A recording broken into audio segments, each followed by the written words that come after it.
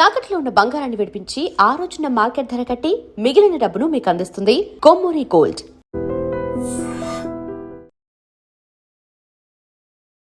America Iran cease fire ఎంతవరకు వస్తుంది?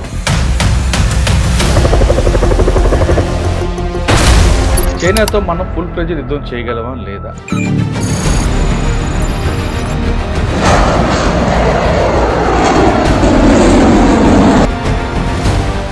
Sir, America Iran cease fire నడుస్తుంది, అది ఎంతవరకు బ్రేక్ అవుతుందా? ఇది లేదు ఒక డ్రామా నడిపి దాన్ని క్రాక్ చేస్తారా? అమెరికాని పెద్దగా ట్రస్ట్ చేయడానికి లేదు సార్. ఇప్పుడు ఆయన పుట్టినరోజు ఉంది ఆ రోజు అని చెప్పేసి ఏదో హడావిడిలో సీజ్ ఫైర్ చేయించేది.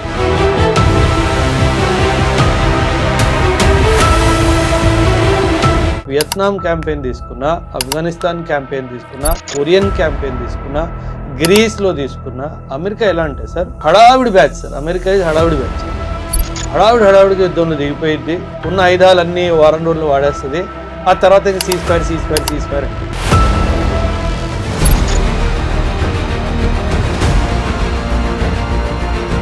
పాకిస్తాన్ మనకు శత్రు దేశంగానే చూస్తున్నాం తప్ప మనం ఎందుకు ఆ దేశంతో వ్యాపార సంబంధాలు పెంచుకోవడం, ఆ దేశంతో స్నేహపూర్వకంగా ఉండడానికి ఎందుకు ప్రయత్నం చేయట్లేదు? సార్, మీరు ఒక సామెత వినే ఉంటారు, కుక్క తోక వంకర. అది మనము పాకిస్తాన్తో చేయడానికి వీల్లేదు. ఎందుకంటే sir Pakistan main business is terrorism. In fact Jaishankar garu చాలా రీసెంట్గా ఒక కాన్ఫరెన్స్లో ఆయన మాట్లాడుతూ ఒక జర్మన్ జర్నలిస్ట్ ఒక ప్రశ్న అడిగితే ఆయన ఇచ్చిన జవాబు నేను ఇస్తున్నాను. There is no problem with doing business with Pakistan, but the only problem is their business is terrorism.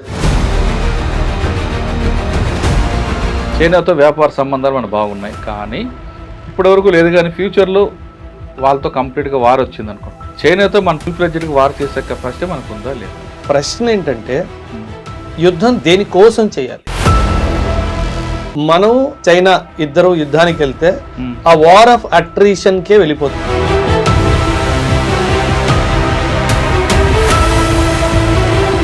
వాళ్ళ భయం ఏంటంటే మలాక్కా స్ట్రైట్ ఈస్ట్లో బ్లాక్ అయినప్పుడు పాకిస్తాన్ ద్వారా నాకు ఆయిల్ రావాలి, కానీ ఇండియన్ నేవీ అటు కరాచీ పోర్ట్ని గ్వాదర్ పోర్ట్ని రెండింటినీ బ్లాక్ చేస్తుంది, ఇక్కడ మలాక్కా స్ట్రైట్ రెండింటినీ బ్లాక్ చేస్తుంది. ఈ రోజు కూడా మనం ఆ పని చేయగలం. చైనాకి ఆ విషయం తెలుసు. నేను ఫుల్ ఫ్లెడ్జ్డ్ వార్ ఇండియా మీదకి వస్తే వీడు నా ఆయిల్ ఆపేస్తాడు. సిప్రీ రిపోర్ట్ ఏమొస్తుంది, దాని మీద మీ ఒపీనియన్? సార్, న్యూక్లియర్ వెపన్స్ మన దేశాన్ని పాకిస్తాను గత ఆల్మోస్ట్ 2.5 దశాబ్దాలుగా న్యూక్లియర్ బాంబ్ వేస్తాం అని భయపెడుతున్నాడు, మనందరికీ తెలిసిందే. సో ఈ విషయాన్ని మనం నార్మల్గా తీసుకోకుండా చాలా సీరియస్గా తీసుకొని గత 4-5 సంవత్సరాల నుంచి మనం మన న్యూక్లియర్ ఇన్వెంటరీని పెంచుతున్నాం. అదే వాజ్పేయి గారు కూడా చెప్పారు. వాజ్పేయి గారు కూడా 1998-99లో ఈ పోఖ్రాన్ యుద్ధం, కార్గిల్ వార్ తర్వాత కూడా అప్పట్లో రాష్ట్రపతి పర్వేజ్ ముషర్రఫ్ ఒక స్టేట్మెంట్ ఇచ్చాడు సార్, పాకిస్తాన్ ని న్యూక్లియర్ బాంబ్ షబ్బే బరాత్కి లేని చుపాకి రక్కి. అంటే ఏమన్నాడు, మేము దీపావళి పండుగ చేసుకోవడానికి న్యూక్లియర్ బాంబ్ తయారు చేసుకోలేదు అని ఒక డైలాగ్ కొట్టాడు. అప్పుడు వాజ్పేయి గారు ఇండియన్ పార్లమెంట్ నుంచి ఒక మెసేజ్ ఇచ్చారు పాకిస్తాన్, బహుశా నువ్వు 1 కొడతావేమో, 2 కొడతావేమో, 3 కొడతావేమో, 3 సిటీలు వెళ్ళిపోతాయేమో, అంతే కదా, నేను తిరిగి కొడితే వరల్డ్ మ్యాప్ నుంచి పాకిస్తాన్ లేపేస్తాను.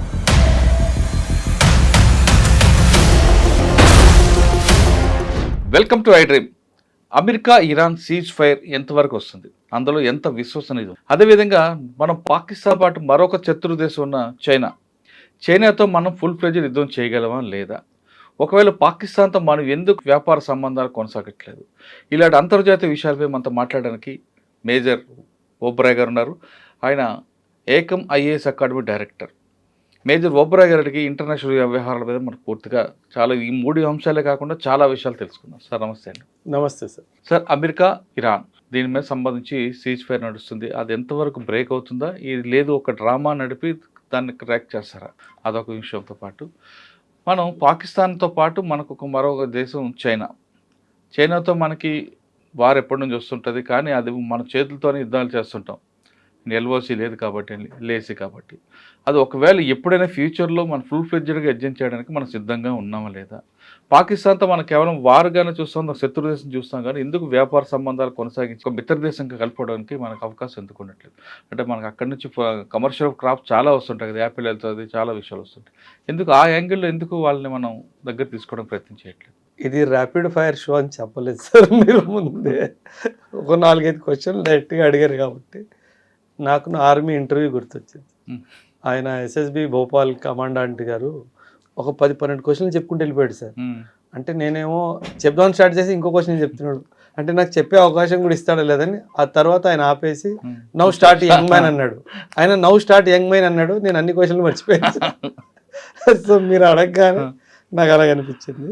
అమెరికా ఎలాంటి దేశం అంటే సార్, అమెరికాని పెద్దగా ట్రస్ట్ చేయడానికి లేదు సార్. ఇప్పుడు ఆయన పుట్టినరోజు ఉంది ఆ రోజు అని చెప్పేసి ఏదో హడావిడిలో సీజ్ ఫైర్ చేయించేశాడు సార్. కానీ ఆ సీజ్ ఫైర్ ఒక వ్యాలిడిటీ నన్ను అడిగితే మనము సాధారణంగా 29 రూపాయలు ఇచ్చి మొబైల్ వారం రోజులకి రీఛార్జ్ చేయించుకుంటాం సార్, దాని వ్యాలిడిటీ వారం రోజులే ఉంటుంది.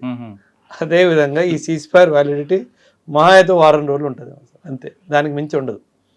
ఏదో వాళ్ళకి ఏదో మైండ్లో ఉంటుంది, మేము సీజ్ ఫైర్ చేయించాము అన్న ఒక ఆలోచన ఉంటుంది, దానికోసం ముందుకెళ్తారు తప్పితే ఏమీ లేదు. కానీ ఇంకో న్యూస్, అది చాలా ఇంపార్టెంట్ న్యూస్ సార్. ఈ సీజ్ ఫైర్లో భాగంగానే ఇంకో న్యూస్ ఏమొచ్చింది అంటే, అమెరికా ఇరాన్కి $300 బిలియన్ ఇచ్చింది, ఇస్తేనే వాడు సీజ్ ఫైర్కి ఒప్పుకున్నాడు అని చెప్పి న్యూస్ వచ్చింది. కానీ కాదంటున్నాడు కదా ట్రంప్. అది ఒప్పుకుంటే ఓడిపోయినట్టే కదా సార్. బుద్ధున్నాడు ఎవరైనా ఒప్పుకుంటాడా సార్? సో అది ఖచ్చితంగా అది అలాంటివి బయట వస్తున్నాయి అంటే, ఎందుకంటే సార్ ఎప్పుడైనా గుర్తుపెట్టుకోండి సార్, యుద్ధ రంగంలో సీజ్ ఫైర్ ఎవరు కోరుకుంటారు? ఓడిపోతున్నాడు కోరుకుంటాడు.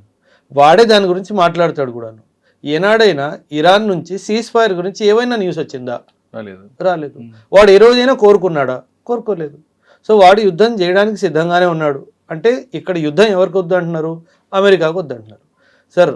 వియత్నాం క్యాంపెయిన్ తీసుకున్నా, ఆఫ్ఘనిస్తాన్ క్యాంపెయిన్ తీసుకున్నా, కొరియన్ క్యాంపెయిన్ తీసుకున్నా, గ్రీస్లో తీసుకున్నా, అమెరికా ఎలా అంటే సార్ హడావిడి బ్యాచ్ సార్. అమెరికా ఇది హడావిడి బ్యాచ్. హడావిడిగా యుద్ధంలో దిగిపోయిద్ది, ఉన్న ఆయుధాలన్నీ వారం రోజుల్లో వాడేస్తుంది. ఆ తర్వాత ఇంకా సీజ్ ఫైర్ అంటుంది. ఎందుకంటే దాని కాస్ట్ చాలా ఎక్కువ. ఎందుకంటే అన్ని వెపనరీ అన్ని వారం రోజుల్లో వాడేస్తుంది కాబట్టి ఒక షాక్ ఎఫెక్ట్తో ముందుకెళ్ళడానికి ప్రయత్నిస్తుంది. ఒక చిన్న దేశం అయితే భయపడిపోయి సార్ లొంగేస్తాం అన్నట్టుగా అంటారు. ఇరాన్ లాంటి దేశం చిన్న దేశం కాదు సార్. ఇరాన్కి చాలా సివిలైజేషనల్ పాస్ట్ ఉంది, ఒక మంచి మిలిటరీ కాంప్లెక్స్ ఉన్న దేశం. మీరు గమనిస్తే కనుక ఒక్క నెల రోజులు కొంచెం సైలెంట్గా ఉంది కదా సార్. వాడు డ్రోన్ తయారు చేసుకున్నాడు సార్. డ్రోన్లో జెట్ ఉండదు, కానీ వాడు డ్రోన్లో జెట్ పెట్టుకున్నాడు. అంటే జెట్ స్పీడ్లో డ్రోన్ వెళ్తుంది. ఆల్రెడీ వాడు డ్రోన్ని ఆపలేకపోతున్నారు వీళ్ళు, ఇంకా జెట్ స్పీడ్లో డ్రోన్ వెళ్తే ఇంకా ఇరాన్ వాడిని ఆపడం కష్టం సార్.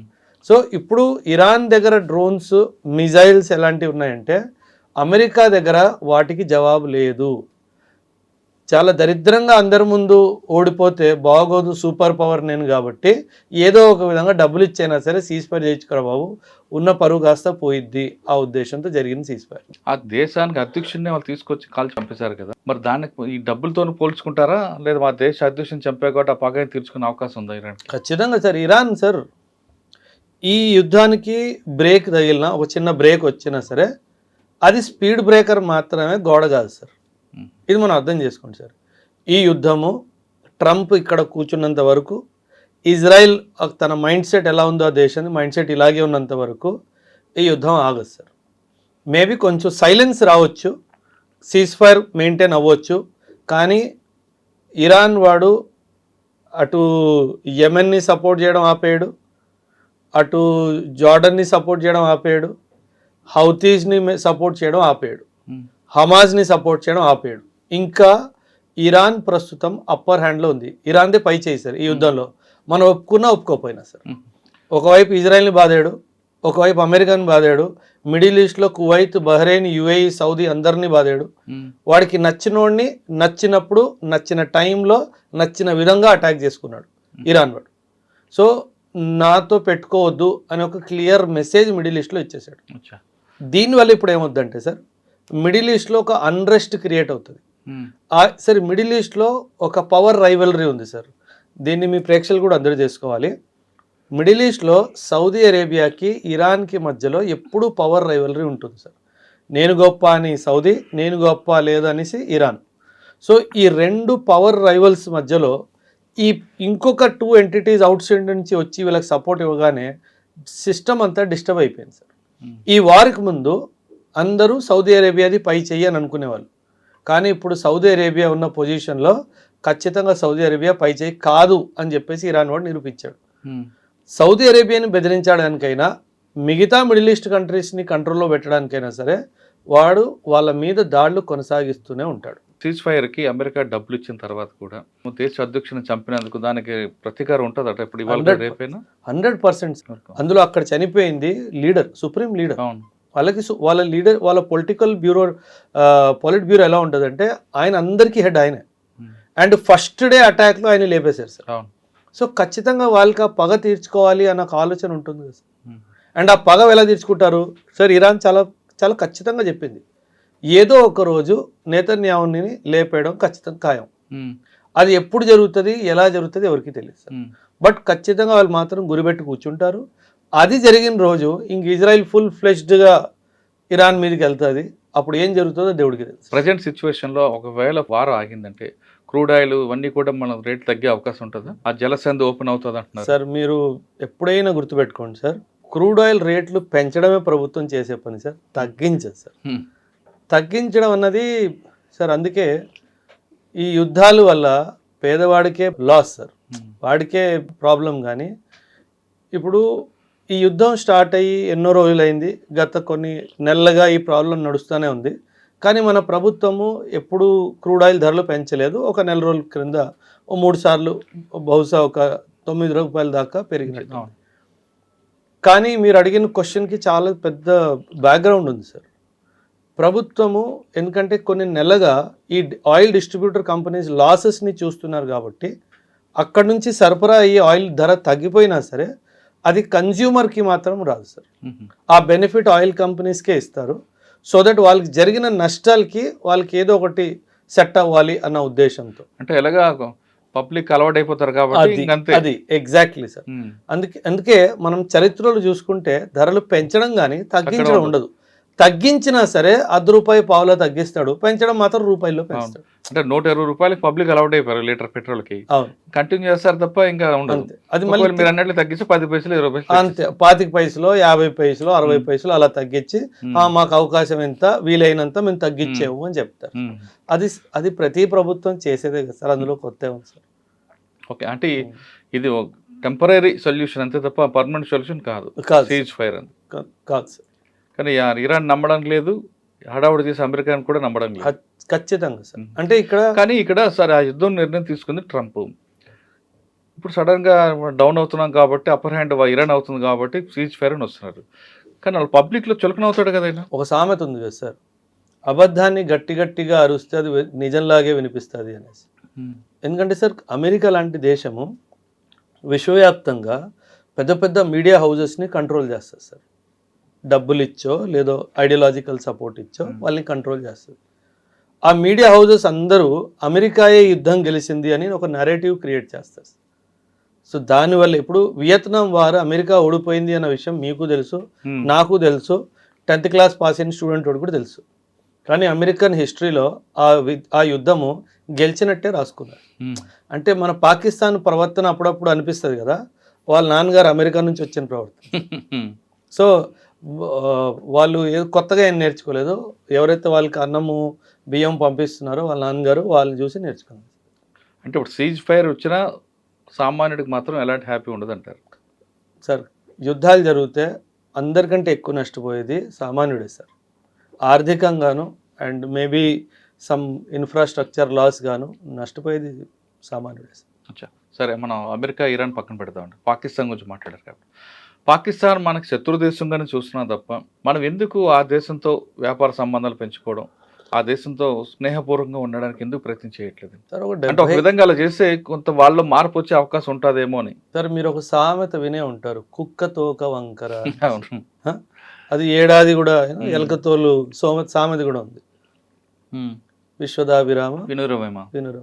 సో కుక్కతో ఒక వంకరైనా ఆ కుక్కని కొంచెం ఎప్పటికైనా తయారవుతుంది అని వదిలిపెట్టచ్చు కదా. లేదండి, మేబీ కుక్కని నమ్మొచ్చావు కానీ వాడిని కాదు. అంటే సార్ ఇప్పుడు మీరు వ్యాపారం గురించి మాట్లాడారు సార్. అంటే మనకి చైనాకి దౌపర్యంగా భేదాలు ఉన్నా సరే మనం బాగా వ్యాపారం చేసుకుంటున్నాం. వాడు తెలివైన వాడు సార్. సో అది మనము పాకిస్తాన్తో చేయడానికి వీల్లేదు. ఎందుకంటే sir Pakistan main business is terrorism. In fact Jaishankar garu చాలా రీసెంట్గా ఒక కాన్ఫరెన్స్లో ఆయన మాట్లాడుతూ ఒక జర్మన్ జర్నలిస్ట్ ఒక ప్రశ్న అడిగితే ఆయన ఇచ్చిన జవాబే నేను ఇస్తున్నాను సార్.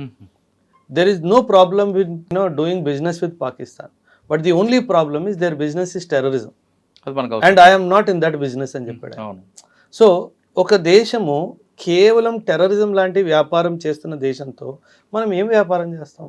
మనం వ్యాపారం చేసామనుకోండి సార్, ఆ వ్యాపారంలో వాడికి ఒక 100 కోట్ల లాభం వచ్చింది అనుకుందాం 100 కోట్ల లాభం వచ్చింది అనుకుందాం. ఆ 100 కోట్లు వాడేమన్నా అక్కడ డెవలప్మెంట్కి వాడతాడా? వాడు ఆ 100 కోట్లు ఒక 20,000 జైషే మహమ్మద్కి 20 కోట్లు జైషే మహమ్మద్కి ఇస్తాడు, ఒక 20 కోట్లు లష్కరే తైబాకి ఇస్తాడు, ఒక 20 కోట్లు ఐఎస్ఐకి ఇస్తాడు. వీళ్ళు ముగ్గురు మళ్ళీ కూర్చొని ఏంటి ప్లానింగ్ చేస్తారు? ఇండియా ఎట్ట దాడి చేయాలని ప్లానింగ్ చేస్తారు. అంటే మనకన్నా మనమే పొడుచుకోవాలి అది. సో అది మనకన్ను మనం పొడుచుకోవడం, వీళ్ళు మాత్రం వాడుకుంటారు. అవసరం మనకి. వాళ్ళకి ఆర్థికంగా బలహీనంగా చేస్తేనే మనం వాళ్ళని కంట్రోల్ చేయగలం తప్పితే వాళ్ళని బలపరిస్తే వాళ్ళకి అది మన మీదకే తిరిగి వస్తారు అన్న క్లారిటీ మన దేశానికి ఉంది. కాబట్టి వాడిని అలాగే ఉండనివ్వాలి, వాడు అలాగే నాశనం అయిపోవాలి, అదే మన ఉద్దేశం. ఓకే, ఇందులో చైనా గురించి కూడా మాట్లాడారు మీరు సార్. చైనాతో వ్యాపార సంబంధాలు మనకు బాగున్నాయి, కానీ ఇప్పటివరకు లేదు. కానీ ఫ్యూచర్లో వాళ్ళతో కంప్లీట్గా వార్ వచ్చింది అనుకోండి, రాకూడదని కోరుకుందాం. ఒకవేళ వస్తే చైనాతో మన ఫుల్ ఫ్లెడ్జ్డ్గా వార్ చేసే కెపాసిటీ మనకు ఉందా లేదా? అంటే మేబీ ఇది మీ ప్రేక్షకులకు నచ్చుద్దో తెలియదు కానీ సార్, వాస్తవాలు మాట్లాడుకోవాలి కాబట్టి ఇమ్మీడియట్గా అయితే నో సార్, అది మనకి మంచిది కాదు. ఓడిపోకపోయినా సార్, డైరెక్ట్గా ఓడిపోకపోవచ్చు, కానీ ఇది ఒక అట్రిషన్ వార్ లాగా వెళ్ళిపోయింది. ఇప్పుడు రష్యా యుక్రెయిన్ వార్ 4 సంవత్సరాలు అయిపోలేదా సార్? అదే విధంగా ఈ వార్ కూడా ఒక 3 సంవత్సరాలు 4 సంవత్సరాలు 5 సంవత్సరాలు, అప్పుడప్పుడు వాడు బాంబు వేస్తాడు, అప్పుడప్పుడు నేను బాంబు వేస్తాను. మీరు బాక్సింగ్ చూస్తే సార్, ఒకప్పుడు 11 రౌండ్లు 12 రౌండ్లు వెళ్ళాయి. లాస్ట్కి వచ్చేసరికి ఒకడు కొడతాడు, వాడు పడిపోతాడు, కొట్టినోడే పడిపోతాడు, మళ్ళీ లేస్తాడు, మళ్ళీ ఇంకోటి కొడతాడు, ఇద్దరు అలిసిపోతారు కదా సార్. మనం చైనా ఇద్దరు యుద్ధానికి వెళ్తే ఆ వార్ ఆఫ్ అట్రిషన్కే వెళ్ళిపోతుంది. కానీ సార్ ప్రశ్న ఏంటంటే యుద్ధం దేనికోసం చేయాలి? యుద్ధం ఒక ముఖ్యమైన కారణము అరుణాచల్ ప్రదేశ్ నాది అని చైనా వాడు అంటాడు, లేదు నాది అని అంటాడు. ఇప్పుడు చూడండి సార్ ఎంత బ్యూటిఫుల్ అనాలజీయో. అక్కడ అరుణాచల్ ప్రదేశ్లో ఉన్న కొన్ని టిబెటన్ మొనాస్ట్రీస్ అక్కడ టిబెట్లో ఉన్న మొనాస్ట్రీస్కి ట్యాక్స్ రూపంగా డబ్బులు ఇచ్చేయి సార్. తను ఏమంటాడు, వాళ్ళు నాకు ట్యాక్స్ పే చేసేవాళ్ళు, టిబెట్ మొనాస్ట్రీస్కి ట్యాక్స్ పే చేసేవాళ్ళు కాబట్టి వాళ్ళు కూడా టిబెట్లో భాగం అన్నట్టుగా అంటున్నాడు. దీనికి ఇంకో క్రాస్ ఎగ్జాంపుల్ నేను మీకు ఇస్తాను సార్, మీ ప్రేక్షకులకు అర్థమైపోయింది. లండన్లో గురుద్వారా ఉంది సార్, చాలా పెద్ద గురుద్వారా ఉంది. ఆ లండన్లో గురుద్వారా కొన్ని డబ్బులు అప్పుడప్పుడు ఇక్కడ గోల్డెన్ టెంపుల్ అమృత్సర్కి, నాందేడ్లో ఉన్న గురుద్వారాకి పంపిస్తుంది. దాన్ని ట్యాక్స్ అనండి, డొనేషన్ అనండి, ఇంకేమైనా అనండి. అలాంటప్పుడు లండన్ ఇండియాది అయిపోయిందా సార్? అవుదు కదా. ఎంత మూర్ఖత్వం సార్. ఇక్కడ మొనాస్ట్రీ టిబెట్ మొనాస్ట్రీస్కి డబ్బులు అందిస్తే ఈ మొనాస్ట్రీ ఉన్న స్థలం నాది అని చెప్పేసి ఎలాగవుతుంది? అంటే అసలు బుర్ర లేని మాట సార్ అదంతా.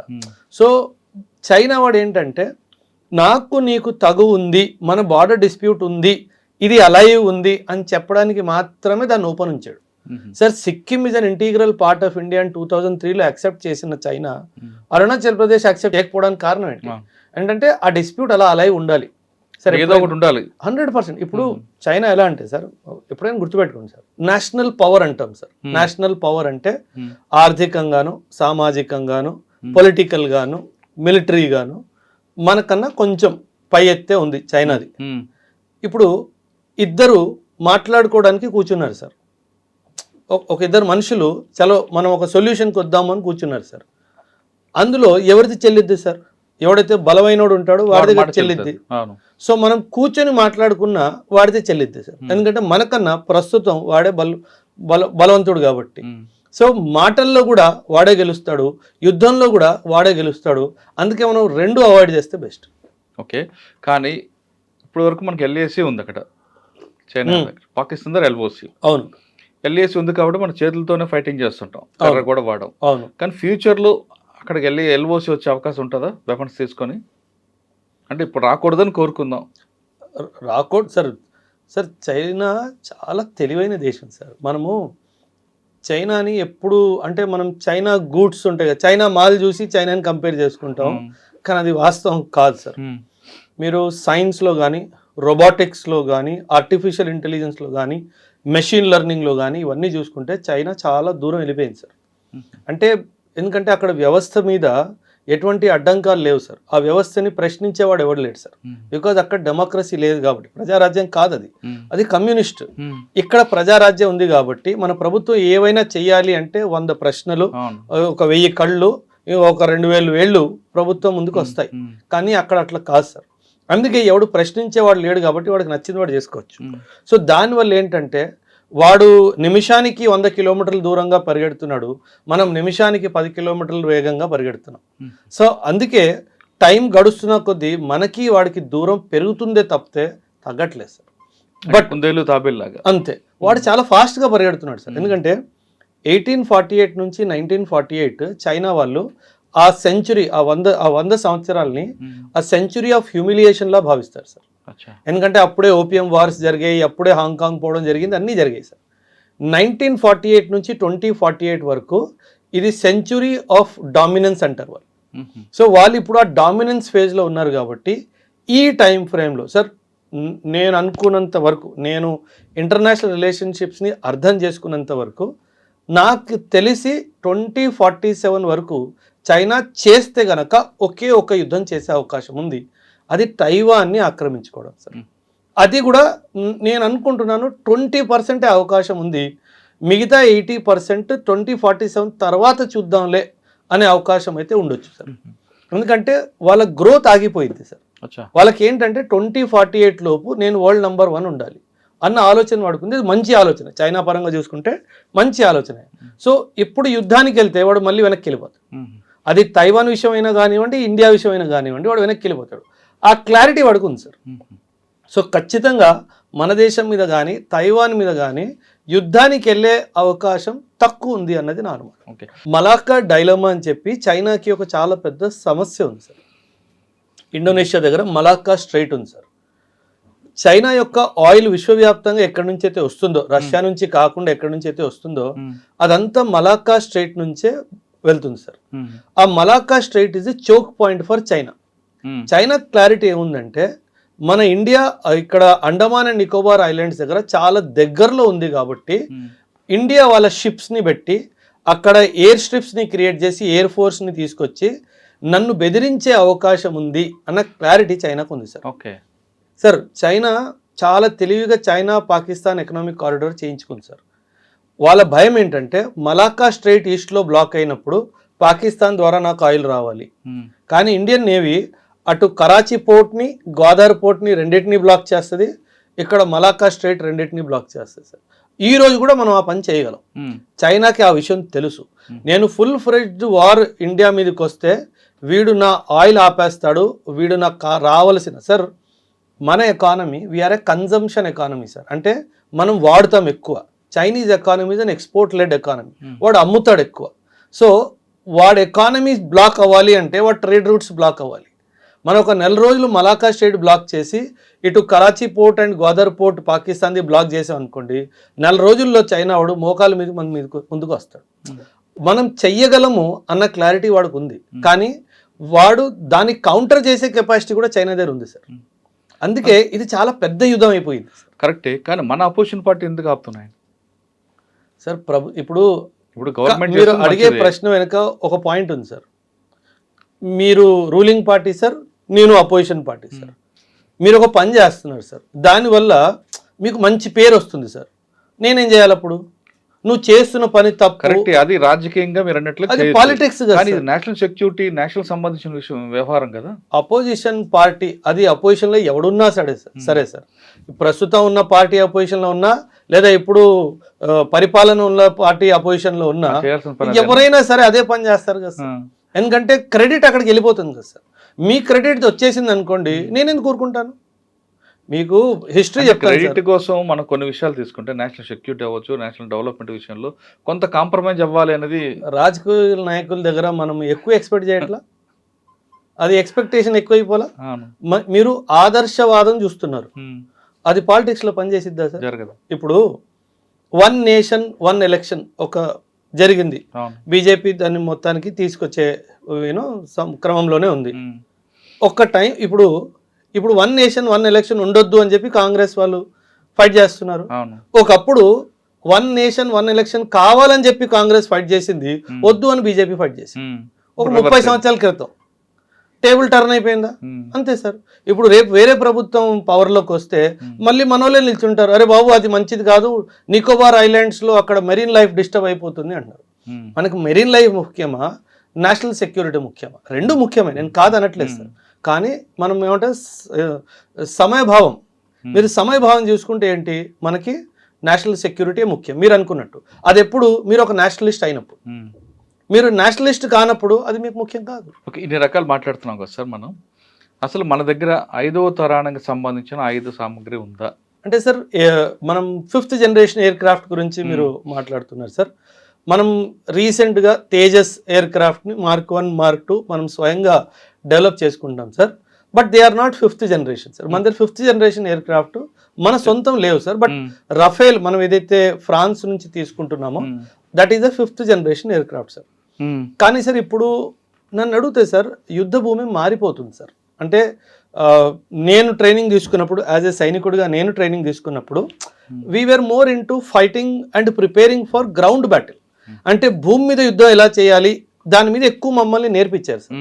కానీ ఇప్పుడు ఏ యుద్ధం భూమి మీద అవుతుంది మీరు చెప్పండి సార్? భూమి మీద లేదు. అసలు యుద్ధం భూమి మీద అవుతుందన్న విషయం మర్చిపోయారు జనాలు. ప్రతిదీ ఆకాశమే కదా sir. So 5th generation air craft, China is developing it 6th generation aircraft sir. 5th already ఉంది, 6th జనరేషన్ ఎయిర్ క్రాఫ్ట్ చేస్తున్నాడు. సో అందుకే సార్ ఇప్పుడు మీరు నన్ను ఒక ప్రశ్న, మీకు ఎక్కడ ఫియర్గా ఉంది ఎక్కువ అంటే air force sir. Pakistan air force is very good sir, ఎందుకంటే వాళ్ళ దగ్గర అమెరికన్ సపోర్ట్ ఉంది. F-16 sir, F-16 is an excellent air craft sir. కానీ మన దగ్గర బ్రహ్మోస్ ఉంది కదండి. BrahMos is not an anti air craft missile sir. It is not an anti, it is a ground missile. అంటే మనం సర్ఫేస్ టు సర్ఫేస్ అదంటే భయపడతారు కదా. భయపడతారు కాదని నేను అనట్లేదు. ఎందుకు అంత భయపడతారండి అంటే సార్, ఎప్పుడైనా సరే సార్, ఎయిర్ వార్ఫేర్ ఎలా ఉంటుందంటే సార్, ఎయిర్ వార్ఫేర్లో ఒక టర్మ్ వస్తుంది సార్, దాన్ని ఎయిర్ సుపీరియారిటీ అంటారు. అంటే శత్రు దేశము తన fighter aircrafts take off చేయనీయకుండా నేను ఆపగలుగుతా. ఎప్పుడు నేను రన్వే మీద బాంబులు వేస్తే పెద్ద పెద్ద గడ్డలు అయిపోతాయి. వాడికి టేక్ ఆఫ్ కి ప్లేన్ దారి దొరకదు కదా, వాడు ప్లేన్ టేక్ ఆఫ్ అవ్వదు. ప్లేన్ టేక్ ఆఫ్ అవ్వని ప్లేన్ ఎయిర్ క్రాఫ్ట్ ఎందుకు పనికి వస్తుంది సార్? ఎందుకు పనికిరాదు. వాడు టేక్ ఆఫ్ అయితే గాల్లోనే కొట్టే కెపాసిటీ ఉండాలి. ఇప్పుడు మన దగ్గర సార్ ఒక అంచనా ప్రకారం మన దగ్గర 41 స్క్వాడన్స్ ఆఫ్ ఎయిర్ క్రాఫ్ట్స్ ఉండాలి. కానీ మన దగ్గర 41 స్క్వాడన్స్ లేవు, చాలా తక్కువ ఉన్నాయి. ఈ 30s లో ఉన్నాయి, ఎర్లీ 30s లో నంబర్. కనీసం 10 నుంచి 12 స్క్వాడన్స్ ఇంకా తక్కువ ఉన్నాయి మన దగ్గర. ఇది కరెక్ట్గా మనం ఫిల్అప్ చేసుకోవాలి, అదొక విషయము. రెండవది, ఈ 41 ఉండాలి అన్నది మనం ఎప్పుడో చేసిన క్యాలిక్యులేషన్. ఇప్పుడు బ్యాటిల్ ఫీల్డ్ ఎలాగైతే చేంజ్ అవుతుందో దాని పరంగా మళ్ళీ రీఅసెస్మెంట్ చేసి నిజంగా 41 సరిపోతాయా, లేకపోతే 50కి వెళ్ళాలా, 60 స్క్వాడన్స్కి వెళ్ళాలా అన్న క్యాలిక్యులేషన్ కూడా చేసుకోవాలి సార్. ఎందుకంటే ఇప్పుడు ఫైట్ అంతా గాల్లో జరుగుతుంది సార్. అవును, గాల్లో జరుగుతుంది కాబట్టి మన ఇండిజినస్గా, అంటే మనం సొంతంగా ప్రిపేర్ చేసుకున్న 4th generation air craft, 5th generation air craft, 6th generation air craft, ఈ 3 ఉండాలి సార్. మన ఆమ్కా చేసుకుంటున్నాం కదా sir. So AMCA air craft is 5th generation air craft. కానీ ఇది రావడానికి ఇంకా 8-10 సంవత్సరాలు పట్టింది సార్. అప్పటి వరకు 6th generation air craft will be the trend. మనం ఇంకో జనరేషన్ వెనుక్కున్నాం. అప్పుడు మనం 6th జనరేషన్ స్టార్ట్ చేస్తే వాళ్ళు అప్పుడు 7th లో ఉన్నారు, మనం ఇంకా బ్యాక్ ఉంటాం.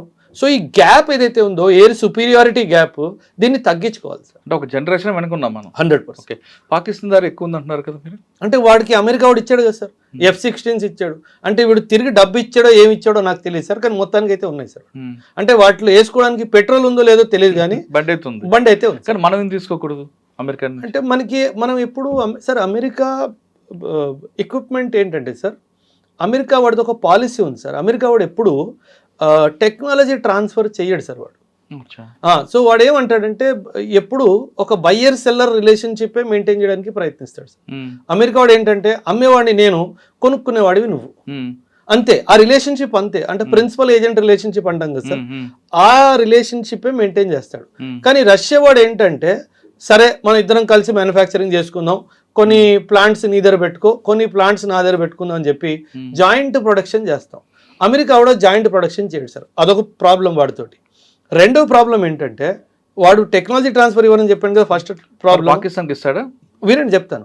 రెండవ ప్రాబ్లం ఏంటంటే వాడు ఆ ఫైనల్ స్విచ్ వాడి దగ్గర పెట్టుకుంటాడు. ఓహో, అంటే సాఫ్ట్వేర్ అంతా వాడు కంట్రోలే కదా సార్. అక్కడ స్విచ్ చేస్తే లైట్ వెలుగుతుంది. వాడు స్విచ్ ఆపేసాడు అనుకోండి, ఇక్కడ ఇంజిన్ ఆన్ అవ్వదు. సో మనకు అలాంటి ఆయుధం ఎందుకు సార్? సో అండ్ కంప్లీట్ మనకి గ్రిప్ ఉన్నది కావాలి మనకి. ఆబ్వియస్లీ సార్, అంటే యుద్ధ భూమిలో అప్పుడు వాడు ఒప్పుకుంటేనే కదా ఫ్లైట్ టేక్ ఆఫ్ అయ్యేది. అంత మూర్ఖత్వం మనం ఎందుకు చేయాలి? పాకిస్తాన్ దిక్కులేదు కాబట్టి వాడు చేసుకున్నాడు, వాడికి ఇంకెవడు ఇస్తాడు సార్? అందుకే సార్ ఒకటి గుర్తుపెట్టుకోవాలి సార్, ఎప్పుడైనా సరే యుద్ధ భూమిలో మనం ఎవరి మీద డిపెండ్ లేకుండా ఆయుధాలని మనం సమకూర్చుకోవాలి. ఒకప్పుడు 70 to 80% ఆఫ్ ది వెపన్స్ మనం ఇంపోర్ట్ చేసుకునే వాళ్ళము, ఒక 15-20% సెల్ఫ్ ప్రొడక్షన్ చేసుకునే వాళ్ళం. కానీ ఇప్పుడు టేబుల్ టర్న్ అయింది సార్. 60 to 70% మనం సొంతంగా తయారు చేసుకుంటున్నాము, ఓన్లీ 15-20-30% మాత్రమే బయట నుంచి వస్తుంది సార్. కానీ ఈ 70-30 రేషియో ఎయిర్ ఫోర్స్లో లేదు సార్, ఇది ఎయిర్ ఫోర్స్లో రావాలి సార్. సో అక్కడ కనుక మనకు వస్తే ఖచ్చితంగా మన దేశానికి ఇంకా బలం సమకూర్చుకుంటాం సార్. భవిష్యత్తులో డ్రోన్లు ఇద్దాం, అది ఏ విధంగా ఉండిపోతుంది? భవిష్యత్ ఏంటి సార్, ప్రజెంట్ లో కూడా అవుతుంది కదా, కానీ ఇంకా పెరిగే సంఖ్య ఉంది కదా, చాలా దారుణంగా sir. In fact drone has change the battle field sir, complete గా మార్చేసింది బ్యాటిల్ ఫీల్డ్ ని. మీరు ఇరాన్ మన ఇండియా పాకిస్తాన్ ఆపరేషన్ సింధూర్ అప్పుడు చూసినా సరే రెండు విన్నారు కదా సార్, మిజైల్ విన్నారు, డ్రోన్ విన్నారు. ఇంకేం వినలేదు సార్, ఎందుకంటే వాళ్ళ ఎయిర్ క్రాఫ్ట్స్ మనం అసలు ఎగరనివ్వలేదు కదా సార్. సో ఈ రెండే కదా సార్. అదే కాదు సార్, అంటే టర్కీ లాంటి దేశము డ్రోన్స్లో చాలా మంచి నాలెడ్జ్ ఉంది సార్ వాళ్ళకి. ఇరాన్ ఇప్పుడు డ్రోన్స్ చాలా Hadid drone 150 Hadid 110 drone, it is a jet drone sir. Jet drone అంటే డ్రోన్ 500 km/h వేగంతో పరిగెడుతుంది sir. And 30 kgs of TNT carry చేయగలదు. అంటే 30 kgల అదొక మిజైల్ రాకెట్ లాంటిది సార్. 500 km/స్పీడ్ వెళ్తుంది అంటే ఇంక దానికి ఆపడానికి లేదు. సో అలాంటి టెక్నాలజీ వస్తుంది కాబట్టి ఖచ్చితంగా డ్రోన్స్ రంగంలో అయితే మనం చాలా వర్క్ చేయాలి సార్. అటు చైనా, ఇటు పాకిస్తాన్, ఇటు బంగ్లాదేశ్, అటు మ్యాన్మార్, ఈ 4 డైమెన్షన్స్ని మనం అండ్ మొత్తం ఇండియన్ ఓషన్ని దృష్టిలో పెట్టుకొని డ్రోన్ మీద మాత్రం ఖచ్చితంగా మనం పనిచేయాల్సిన అవసరం ఉంది. ఓకే, కానీ జమ్మూ కాశ్మీర్ బార్డర్లో శ్రీరాంపుర కానీ ఆర్ఎస్పుర ఈ ప్రాంతంలో ఎక్కువ డ్రోన్ ద్వారా వాళ్ళు డ్రగ్స్ కానీ వెపన్స్ పంపిస్తున్నారు. దాన్ని కంట్రోల్ చేయడం అండి. ఏదో అప్పుడప్పుడు అడపా మన వాళ్ళు వెళ్తున్నారు, వస్తున్నారు, చేస్తున్నారు, కానీ చేరాల్సిందంతా జరిగిపోతుంది ఆర్ఎస్పుర కానీ లేదా సాంబా సెక్టార్ అని. బార్డర్ చాలా పెద్దది sir, 3300 kilometers border sir Pakistan తోటి. ఎంతగానో అని ఆపుతాము. And it is all desert కదా సార్, ఎడారి. వాడు ఎక్కడి నుంచి డ్రోన్ లేపాడో, ఎక్కడొచ్చి ఆ డ్రోన్ పడ్డాదో. అంటే ఇక్కడ మీరు చెప్తున్న టెక్నాలజీ సపోర్ట్ కాకపోయినా లోకల్ పబ్లిక్ సపోర్ట్ తీసుకుంటే, లోకల్ పబ్లిక్ సపోర్ట్ ఒక్కొక్కసారి, నేను ప్రతిసారి అనట్లేదు, డబ్బులకి అమ్ముడుపోతారు సార్. అది మీ కరెక్ట్ పాయింట్. సో అదొక్క పాయింట్. అంటే లోపం మనలో కూడా కొంచెం ఉంది సార్, కొంచెం గొప్ప పేదరికమో లేకపోతే ఆ దురాశనో ఏమో తెలియదు కానీ ఏదో ఒకటి ఉంటుంది. బట్ ఖచ్చితంగా లోకల్ సపోర్ట్ లేకుండా అయితే అవ్వదు సార్. ఇప్పుడు పేదరికం ఉంది సార్, అంటే పేదరికానికి ముందు మనం ఎథిక్స్ మాట్లాడకూడదు అనుకుంటాం. సో అక్కడ ప్రాబ్లం వస్తుంది సార్. ఆ పేదరికం వల్ల వాళ్ళు ఏంటంటే ఇది నా దేశానికి ఎలా చెడు తీసుకొస్తుందో దాన్ని పసిగట్టలేకపోతున్నారు. సో ఆకలి ముందు దేశాన్ని అమ్మేస్తున్నాడు అన్న ఆలోచన వాళ్ళకి బహుశా రావట్లేదు సార్. సో దానివల్ల జరుగుతున్నాయి. నాట్ ఎవ్రీబడి సార్, బట్ ఖచ్చితంగా డెఫినెట్గా చాలా మంది అందులో ఇన్వాల్వ్ ఉన్నారు సార్. అది ఆ పాయింట్ని మనం క్యాచ్ చేసుకొని అటువంటి సిచ్యువేషన్ రాకుండా కనీసం మీకు దేశం అంతా చేస్తాం సార్. దేశం అంతా కాకపోయినా మనం చెప్పిన 4 బోర్డర్ల ఏరియాలో చేస్తాం సార్. అంటే ఆర్మీలో ఒక కాన్సెప్ట్ ఉంటుంది సార్, ఆర్మ్ ఫోర్సెస్లో స్ట్రాటజిక్ విలేజ్ అంటారు. స్ట్రాటజిక్ విలేజ్ అంటే ఏదైతే సార్ యుద్ధం ఎప్పుడైనా సరే సార్, ఆర్మీ ప్రిపేర్ అవుతున్నప్పుడు ఆకాశం అంతా బాగానే ఉంది కానీ గ్రౌండ్ అటాక్ కోసం ప్రిపేర్ అవుతుంది సార్. పాకిస్తాన్ మన మీద యుద్ధానికి వచ్చింది అనుకోండి సార్, ఎప్పుడైనా సరే మనకి జాగ్రఫీ చాలా ఇంపార్టెంట్ సార్. ఎప్పుడైనా గుర్తుపెట్టుకోండి సార్, వార్ఫేర్లో geography is very important. So కొన్ని విలేజెస్ ఎలా ఉంటాయంటే అవి కొన్ని మంచి హైట్లో ఉంటాయి. హైట్ ఉన్న విలేజెస్ని మనం స్ట్రాటజిక్ విలేజెస్లా భావిస్తాం. అండ్ ఏ విలేజెస్కి యాక్సెస్ దొరికితే వీడు మనం చాలా పెద్ద ఏరియాని కవర్ చేయగలుగుతాడో వీటిని ఐడెంటిఫై చేస్తాం. అలాంటి ఏరియాస్లో అండ్ రిపీటెడ్గా స్మగ్లింగ్ ఎక్కడైతే జరుగుతుందో అలాంటి ఏరియాస్ని మనము స్ట్రాటజిక్ విలేజెస్గా కౌంట్ చేస్తాం. అక్కడ హై ఇంటెన్సిటీ పెట్రోలింగ్ జరుగుతుంది సార్. ఖచ్చితంగా సార్ హై ఇంటెన్సిటీ పెట్రోలింగ్ జరుగుతుంది. అండ్ ఎవ్రీడే ఆల్మోస్ట్ ఎవరినో ఒకరిని పట్టుకోవడం కూడా జరుగుతుంది సార్. కానీ మళ్ళీ అదే మాట సార్, ఇంకా పేదరికం అదేనంటుంది. ఆ పేదరికం ఉన్న కుటుంబాలని వాళ్ళ ఆర్థిక అసమానతలు తొలగించి వాళ్ళకు కూడా ఎకనామిక్గా తీసుకొస్తే కొంత సపోర్ట్ ఉంటుంది కదా సార్. ఆశకు అంతుంది అంటున్నారా సార్ మీరు? లేదు లేదు కదా సార్, మరి అయిపోయింది కదా సార్ అక్కడే. అంటే సులువుగా వచ్చే డబ్బు ముట్టుకోవాలని ప్రతి ఒక్కడు అనుకుంటాడు కదా సార్. సో ఇంకా అక్కడ అదే పని చేస్తాం. సో మనం దాన్ని పెద్ద టాస్క్ ఇదే. అంటే జనరలీ దీన్ని కాన్ఫిడెన్స్ బిల్డింగ్ మెజర్స్ అంటారు సార్. అంటే ఆర్మీ వాళ్ళు రెగ్యులర్గా ఈ బార్డర్ విలేజెస్కి వెళ్ళడము, వాళ్ళకి మెడిసిన్ సప్లై చేయడము, వాళ్ళకి క్యాంప్స్ కండక్ట్ చేయడము, ఎడ్యుకేషన్ కండక్ట్ చేయడం, అక్కడ నుంచే మిలిటరీ ర్యాలీస్ కండక్ట్ చేయడము, అక్కడ నుంచి యూత్ని తీసుకోవడం, కనీసం అక్కడ నుంచి యూత్ని తీసేస్తే ఏదో పని చేసేవాడు ఉన్నాడు కదా అని చెప్పి చేయడము, ఇవన్నీ చేయడం జరుగుతాయి సార్. అంటే మీకు మెయిన్ వార్ కన్నా మెయిన్ టాస్క్ కానీ వీళ్ళని మోటివేషన్ చేయడం పెద్ద టాస్క్. చాలా పెద్ద సార్. సార్ యుద్ధం ఈజ్ ఈజీ సార్, యుద్ధానికి preparation is very difficult. Sir ఫైనల్గా సిప్రీ రిపోర్ట్ ఏమొస్తుంది, దాని మీద మీ opinion? Sir nuclear weapon sir. Sir మనల్ని మన దేశాన్ని పాకిస్తాను గత ఆల్మోస్ట్ 2.5 దశాబ్దాలుగా న్యూక్లియర్ బాంబ్ వేస్తాం అని భయపెడుతున్నాడు, మనందరికీ తెలిసిందే. సో ఈ విషయాన్ని మనం నార్మల్గా తీసుకోకుండా చాలా సీరియస్గా తీసుకొని గత 4-5 సంవత్సరాల నుంచి మనం మన న్యూక్లియర్ ఇన్వెంటరీని పెంచుతున్నాం సార్. అండ్ ఈ న్యూక్లియర్ ఇన్వెంటరీలో కూడా మనం చాలా ముఖ్యంగా గమనించాల్సిన విషయం ఏంటంటే న్యూక్లియర్ వెపన్స్లో కూడా 3 రకాలు sir. Strategic weapon, operational weapon, tactical weapon. Tactical weapon అంటే ఒక 1/2 కిలోమీటర్ బై 1/2 కిలోమీటర్ దాని ఎఫెక్టివ్ రేంజ్ ఉంటుంది. ఆపరేషన్ అంటే 2 నుంచి 5 కిలోమీటర్ల వరకు రేడియస్లో దానికి పొటెన్షియల్ కిల్లింగ్ ఏరియా అంటాం కదా, అది ఉంటుంది. స్ట్రాటజిక్ బాంబ్ అనేది ఇంకా చాలా పెద్ద బాంబ్ సార్. సో అది కొన్ని కిలోమీటర్లు మనుషులు ఆవిరైపోతారు సార్, అంటే క్షణంలో ఆవిరైపోతారు. సో అలాంటి బాంబులు ఉన్నాయి సార్. సో పాకిస్తాన్ దగ్గర దాదాపు 160 నుంచి 170 అణుబాంబులు ఉన్నాయి అని సిప్రీ రిపోర్ట్లో ఉంది సార్. కానీ ఈ అణుబాంబుల్లో ఎక్కువ శాతము టాక్టికల్ బాంబ్స్ ఉన్నాయి. అంటే అంటే మిర్చి పటాకాలు ఎక్కువ ఉన్నాయి, మన భాషలో చెప్పుకోవాలంటే మిర్చి పటాకాలు ఎక్కువ ఉన్నాయి. కానీ మన దగ్గర స్ట్రాటజిక్ న్యూక్లియర్ బాంబ్స్ ఎక్కువ ఉన్నాయి. అంటే అవి డేంజరస్ సార్. సార్ ఎప్పుడైనా సరే సార్ బేసిక్ క్యాల్కులేషన్ సార్, మన దేశం లెంత్ విడ్త్ చాలా పెద్దది, పాకిస్తాన్ విడ్త్ చాలా తక్కువ సార్. అంటే నేను ఒక స్ట్రాటజిక్ బాంబు ఒక న్యూక్లియర్ ఫ్యాషన్లో, ఒక లీనియర్ ఫ్యాషన్లో కొట్టుకుంటూ వెళ్ళిపోయాను అనుకోండి సార్, ఒక 10-12 బాంబులు, పాకిస్తాన్ మొత్తం ధ్వంసం అయిపోతుంది సార్. అదే వాజ్పేయి గారు కూడా చెప్పారు సార్. వాజ్పేయి గారు కూడా 1998-99లో ఈ పోఖ్రాన్ యుద్ధం, కార్గిల్ వార్ తర్వాత కూడా అప్పట్లో రాష్ట్రపతి పర్వేజ్ ముషర్రఫ్ ఒక స్టేట్మెంట్ ఇచ్చాడు సార్. పాకిస్తాన్ నే న్యూక్లియర్ బాంబ్ షబ్బే బరాత్కి లే నహీ ఛుపాకే రఖే. అంటే ఏమన్నాడు, మేము దీపావళి పండుగ చేసుకోవడానికి న్యూక్లియర్ బాంబ్ తయారు చేసుకోలేదు అని ఒక డైలాగ్ కొట్టాడు. అప్పుడు వాజ్పేయి గారు ఇండియన్ పార్లమెంట్ నుంచి ఒక మెసేజ్ ఇచ్చారు పాకిస్తాన్కి, బహుశా నువ్వు 1 కొడతావేమో, 2 కొడతావేమో, 3 కొడతావేమో, మూడు సిటీలు వెళ్ళిపోతాయేమో, అంతే కదా, నేను తిరిగి కొడితే వరల్డ్ మ్యాప్ నుంచి పాకిస్తాన్ లేపేస్తానని. సో అంత చాలా స్పష్టంగా చెప్పాడు సార్. సార్ వాళ్ళ మిలిటరీ పొలిటిసైజ్ అయిపోయింది సార్, బాగా పాలిటిక్స్ వాళ్ళ మిలిటరీలో ఘోరంగా ఎంటర్ అయిపోయింది సార్. రెండోది వాళ్ళ మిలిటరీ కార్పొరేటైజ్ అయిపోయింది సార్.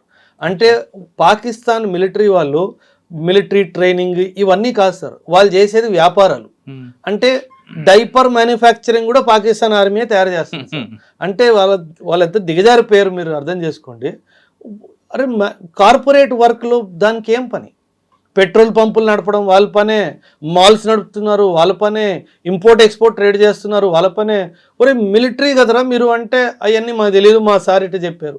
అదే జరుగుతుంది సార్ అక్కడ. అందుకే మీరు ఆఫ్ఘనిస్తాన్తో ఈ 2-3 నెలల ముందు జరిగిన వార్స్ యుద్ధాలు చూసుకుంటే వాళ్ళు వచ్చి వీళ్ళు ట్యాంకులు తీసుకెళ్ళిపోయారు సార్, వీళ్ళు యూనిఫామ్తో సహా తీసుకెళ్ళిపోయారు. అంటే బట్టలు ఇప్పి పరిగెట్టించామంటాం కదా, అది చేశారు సార్. సార్ మీకు ఐ డోంట్ నో మీకు ఈ స్టేట్మెంట్ గుర్తుందో లేదో, కానీ రీసెంట్గా అంటున్నా, వాజ్పేయి గారు ప్రధానమంత్రి ఉన్నప్పుడు కార్గిల్ వార్ జరిగింది కదా సార్. కార్గిల్ వార్ గురించి, మన వార్ హీరోస్ గురించి మాట్లాడుతూ మన వాజ్పేయి గారు ఒక స్టేట్మెంట్ ఇచ్చారు సార్. నేను మన సోల్జర్స్వి ఎన్నో డెడ్ బాడీస్ చూశాను, కానీ ప్రతి ఒక్క సోల్జర్కి బుల్లెట్ ముందు నుంచి దిగింది అన్నాడు. అంటే నేను ఒక్క సోల్జర్ బుల్లెట్ వెనక నుంచి దిగింది నేను చూడలేదు అన్నాడు. అంటే ఏంటి, ధైర్యంగా పోరాడాడు నా సైనికుడు అని చెప్పాడు సార్. సో అలాంటి దేశం నుంచి పాకిస్తాన్ ఎప్పుడు గెలవగలుగుతుంది సార్? అసలు జరిగేది కాదు సార్. సో వాడి గురించి అంటే ఒక సామెత ఉంది కదా సార్, ఏనుగు నడుస్తున్నప్పుడు కుక్కలు మురుగుతాయి. కుక్కకి మనం సమాధానం చెప్తే చెప్పుకోవాల్సిన అవసరం లేదు సార్. అదే మనం గమ్యం చేరే క్రమంలో కుక్కలు ఎన్నో మరుగుతుంటాయి. అంతే. ప్రతి కుక్కగా ఆన్సర్ ఇచ్చుకుంటూ పోతే మనం గమ్యం చేరలేము. అంతే. అసలు మనం చేయాల్సిన అవసరం కూడా లేదు కదా సార్. ఏనుగు తినకుండా వాళ్ళు ఎందుకు సార్ ఇప్పుడు మీరు అందాక ఒక టాపిక్లో తీసుకొచ్చారు, మిలిటరీ, ఆర్మీ, పొలిటికల్. కానీ అక్కడ పాకిస్తాన్లో చరిత్ర తీసుకుంటే వాళ్ళని దింపేది ప్రతిపక్షాలు కాదు, మిలిటరీ వాళ్ళు దింపేది, ఆర్మీ దింపుతుంటది. ఆర్మీ వాళ్ళే వాళ్ళని తీసుకొస్తారు. మీరు బెనర్జీ భుట్టో తీసుకోండి, నవాజ్ షరీఫ్ తీసుకోండి, ఎవరైనా సరే, ఇమ్రాన్ ఖాన్ తీసుకోండి, ముషర్రఫ్ తీసుకోండి, ఆర్మీ వాళ్ళు దింపుతుంటారు. సార్ 1947 నుంచి ఇప్పటి వరకు పాకిస్తాన్ చరిత్రలో ఒక ప్రధాన మంత్రి 5 సంవత్సరాలు పూర్తి చేసిందే లేదు. అది జరగదు కూడా. దింపింది ప్రతిపక్షం కాదు, మనోడే, మిలిటరీ వాడే. అదే అంతే సార్. ఇప్పుడు మరి అంత పవర్ఫుల్ గా వాళ్ళు ఎందుకు తయారు చేస్తున్నారండి పాకిస్తాన్ కూడా? Sir there is something known as doctrine sir. Pakistan దేశాన్ని అర్థం చేసుకోండి సార్. పాకిస్తాన్ దేశము వాళ్ళ పౌరులకి ఒక స్టేట్మెంట్ ఎప్పుడూ చెప్తుంది, that we have an existential threat from India. అంటే ఇండియా మనల్ని సర్వనాశనం చేయాలనుకుంటుంది అని ఈ స్టేట్మెంట్ రిపీటెడ్గా రేడియో ఛానల్లో, యూట్యూబ్ ఛానల్లో, ఇన్స్టాగ్రామ్లో, ఫేస్బుక్లో చేస్తూనే ఉంటారు. మనకి అసలు వాడు వైపు చూడం మనం, కానీ ఆడ చేస్తాడు. దాంతో ఏముంది, ప్రజల్లో ఒక భయభావన కలిగి ఉంటుంది ఎప్పటికీ. వీళ్ళు దీన్ని మానిటైజ్ చేసుకుంటారు. ఎలా అంటే ఖచ్చితంగా సార్, ఇప్పుడు పాకిస్తాన్లో చాలా సమస్యలు ఉన్నాయి సార్. ఇప్పుడు మనకి పెట్రోల్ ఎంత సార్? 120. పాకిస్తాన్లో 480 రూపాయలు సార్. మనకి నార్మల్ ఒక normal two wheeler hero Honda two wheeler లాంటిది 70,000, 80,000, 60,000 ఆ రేంజ్లో వస్తుంది. అక్కడ 6 లక్షలు, 7 లక్షలు, 8 లక్షలు రేటు. అంటే అక్కడ ఇన్ఫ్లేషన్ చాలా విపరీతంగా ఉంది సార్. సో అక్కడ ఇన్ఫ్లేషన్ చాలా విపరీతంగా ఉన్నప్పుడు ఖచ్చితంగా సామాన్యుడు ప్రభుత్వం వేలు చూపిస్తాడు కదా సార్. ఆ వేలు చూపించబోతాడు ఒక 2 డేస్లో, ఒక 3 డేస్లో, వారం 10 రోజుల్లో చూపించబోతాడు అనగానే ఇండియా మీద ఒక అటాక్ చేస్తాడు, లేదా టెర్రరిస్ట్ అటాక్ చేస్తాడు. వెంటనే అప్పుడు ఏం చేస్తాడు, చూడండి ఇండియా మన మీదకి అటాక్ వస్తుంది, మీరు అందరు సంసిద్ధంగా ఉన్నారా లేదా అన్నట్టుగా మాట్లాడతాడు. సరే, ఆర్మీ వాళ్ళు అర్థం చేస్తున్నారు, అదే చేస్తాడు. కానీ పాకిస్తాన్లో ఒకప్పుడు జనరేషన్ వేరే, జనరేషన్ మారిపోయింది. ఇప్పుడున్న జనరేషన్లో ఉన్న చాలామంది పొలిటీషియన్స్ అవుతున్నారు. వాళ్ళైనా ఈ సమస్యను గుర్తించి ఇది ఒక యుద్ధం కాదు, మనమే కళ్ళతో పొడుచుకుంటున్నామని ఆ సిస్టమ్ అంతా కూడా ఈ ఆర్మీని కాస్త పక్కన పెట్టి వాళ్ళు ప్రజల్లో మోటివేషన్ చేసి ప్రజలు మైండ్ చేంజ్ చేయొచ్చు కదా. మరి ఇమ్రాన్ ఖాన్ ఏం చేశారనుకుంటున్నారు సార్ మీరు? ఇమ్రాన్ ఖాన్ ప్రయత్నం ఏంటి? అదే రానివ్వలేదు ఆర్మీ బోర్డు సార్. ఇప్పుడు మళ్ళీ మనం మొదటికి వస్తున్నాం. ఆర్మీ బోర్డు ఏమంటాడంటే ఇండియాతో సమస్య పొలిటికల్ పరిష్కారం లేదు, మిలిటరీ పరిష్కారం మాత్రమే ఉంది. అది దానికి అక్కడ బ్రేక్ చేసే వాళ్ళు ఎవరు లేరు. అక్కడ ఇమ్రాన్ ఖాన్ ప్రయత్నించాడుగా, వదిలేస్తాడు sir. The moment army's grip on political leaders weakens, ఆ గ్రిప్ లూజ్ అవుతుంది అనగానే పక్కన జరుపుతాడు. ఒరే నేనున్నాను, దేశాన్ని చెప్తాడు ఇండియా అటాక్ చేయబోతుంది, సో నేను వచ్చేసాను, మీరందరూ భయపడడానికి వీల్లేదు. పెట్రోల్ 450 లేదు రేపటి నుంచి 600 రూపాయలు. వాళ్ళు కూడా మూర్ఖులు కదా సార్. సో వాళ్ళు ఆ విధంగా పాకిస్తాన్లో ఆర్మీలో అందరూ అలాగే ఉంటారా సీనియర్ ఆఫీసర్లు? సార్ పరమ దుర్మార్గులు సార్ వాళ్ళు. అంటే ఒక రెజిమెంటేషన్ స్పిరిట్ లేదు సార్ ఆర్మీ ఆఫ్ పాకిస్తాన్లో. సార్ సింపుల్ సార్, మీరు నా సీనియర్ సార్, మీరు నా ఆర్మీ కమాండర్, నా సీనియర్, నేను మిడిల్ లెవెల్ ఆఫీసర్.